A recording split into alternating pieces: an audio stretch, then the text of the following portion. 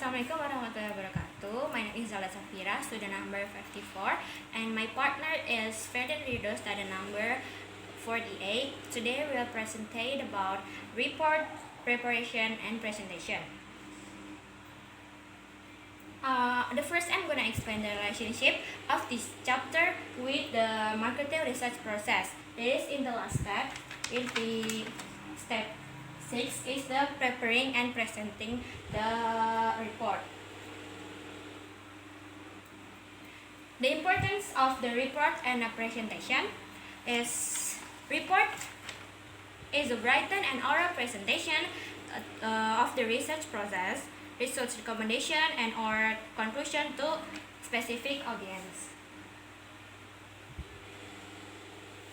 This is the 7th step to process of preparation report and the presentation. The first is problem definition approach, and the second is data analysis, and the third is interpretation, conclusion, and the recommendation. The fourth is report preparation. The fifth is oral presentation. The sixth is reading of the report by the client, and the last is research follow-up. The report formats. Report formats are likely to vary with the research or the marketing research from conducting the project, the client, for whom the project is being conducted, and the nature of project itself.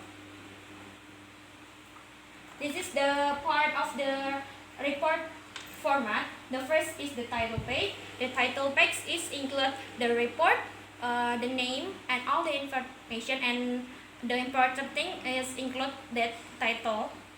And the second is letter of transmittal. Letter of transmittal delivers the report to the client and summarize the research's overall experience with the project without mentioning the findings. The third is letter authorization. It authorizes the research process with the project and specific scope and the terms of contract. The fourth is table of contents. It lists all the page number and the page covered appropriate page. And the fifth is executive summary. This is a real important part because this is the often only portion of the report that executive read. And the fifth is problem definition. Problem definition provides the background of the problem. The sixth is approach to the problem. This section should discuss the broad approach that was adopted in addressing the problem. Approach research designs should specify the details of how the research was conducted. Data analysis. This section should describe the plan of the analysis and justify the data analysis, strategy and technique used. And the results is the longest part of the report that comprise several chapters. The results should be organized in a coherent and logically way. Limitation and caveats. Limitation have limitation caused by time, budget, and other organizational constraints that may be serious enough to warrant discussion. And the last part is conclusion and recommendation. The researcher should interpret the result in light of the problem being addressed to arrive at major conclusion. This is the report writing. Report writing should be written for specific readers. The report should be easy to follow. It should be structured logically and written clearly. Write the report objectively for specific readers. It should be easy to follow and should include the tables, graphics, and other visual.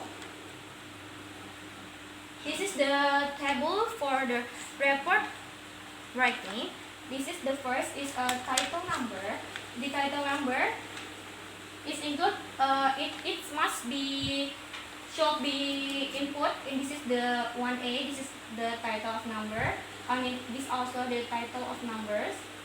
The second is a range of the data items. The data items should be arranged in that order. This is the arrangement.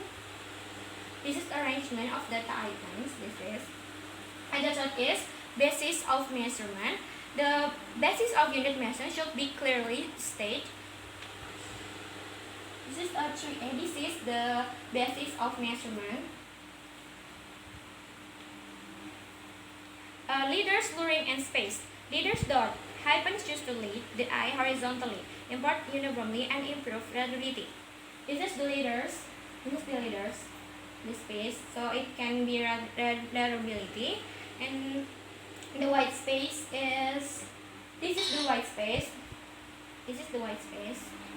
A space between the information, and the horizontal rules is. This is the horizontal rules. We often to use after the headings. And explanations and comments. Headings is designations placed over the vertical columns. Stubs is designated places in left-hand columns.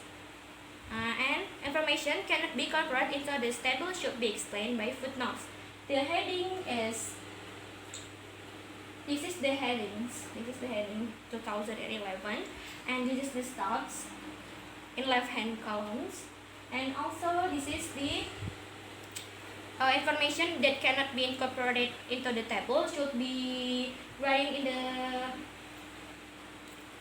in the footnotes. This is the footnotes. And also the last is sources of data. If the data contained in the table and secondary, the source of data should be cited in here. This is the source of data. Okay. Thank you so much. The next part will be explained by my partner Ferdin Ridho. Thank you. Assalamualaikum warahmatullahi wabarakatuh. My name is Ferdin Ridho Ramadan, student number 48 from group 30. So I will continue the presentation. Geographic and other maps. Geographic and other maps, such as product positioning maps, can communicate relative location and other comparative information. Geographic maps can pertain to countries, states, counties, sales territories, and other divisions. For example, suppose the researcher wanted to display the percentage of HP revenue by business segment for each state in the United States. This information could be communicated in map in which each state was divided into 5 areas, proportionate to the percentage sales for each of HP major product lines, like personal system, services, imaging, printing, enterprise business, and software, and others. Each area could be displayed in a different color pattern. Next is pie chart. Round or pie chart. In a pie chart, the area of each section as a percentage of the total area of the circle reflect the percentage associated with the value of specific variable. A pie chart is not useful for displaying relationship over time or relationship among several variables. As a general guideline, a pie chart should not require more than 7 sections. Next, line chart.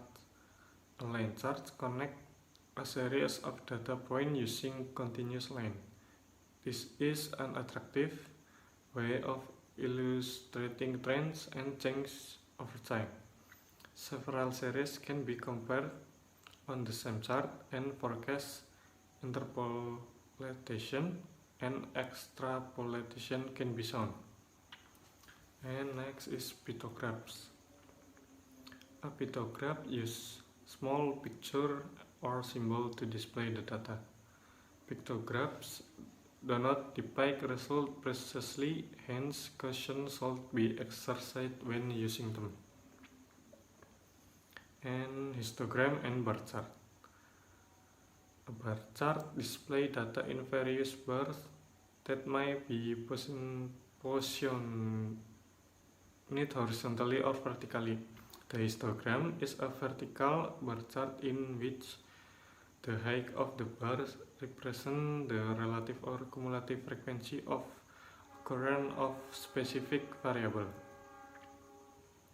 Next is schematic figure and flowchart. Schematic figure and flowchart take on a number of different forms. They can be used to display the step or component of a process. Another useful form of this chart is a classification diagram. Next is oral presentation and dissemination. First is the key to an effective presentation is preparation, and a written script or detailed outline should be prepared following the format of the written report. The presentation must be geared to the audience. The presentation should be rehearsed several times before it is made to the management. Visual aids such as tables and graphs should be displayed with variety of media. It is important to maintain eye contact and interact with the audience during the presentation. Filler words like you know, and alright should not be used. The tell principle is effective for structuring a presentation. And another useful guideline is the KISS principle, which is that keep it simple and straightforward, hence the acronym KISS. Body language should be employed, and the speaker should vary the volume, pitch, voice quality, articulation, and rate while speaking. The presentation should terminate with a strong closing. Next is research follow-up. Assisting the client, the researcher should answer questions that may arise and help the client to implement the findings. Evaluation of the research project. Every marketing research project provides an opportunity for learning, and the researcher should critically evaluate the entire project to obtain new insight and knowledge. And next, international marketing research. The guideline presented earlier in this chapter apply to international marketing research as well. Although report preparation can be complicated by the need to prepare reports for management in different countries and in different languages. In such a case, the researcher should prepare the different version of the report. It's geared to specific readers. The report should be comparable, although the format might differ. The guidelines for oral presentation are earlier, with the added proviso that the presenter should be insensitive to cultural norms. Next is marketing research and social media. Social media, particularly blogs and Twitter, can play a crucial role in disseminating the report, the result of marketing research project, and the decision made by the company based on the findings. Social media research results can be presented effectively using charts and graphs, such as the Twitter trends statistic graph.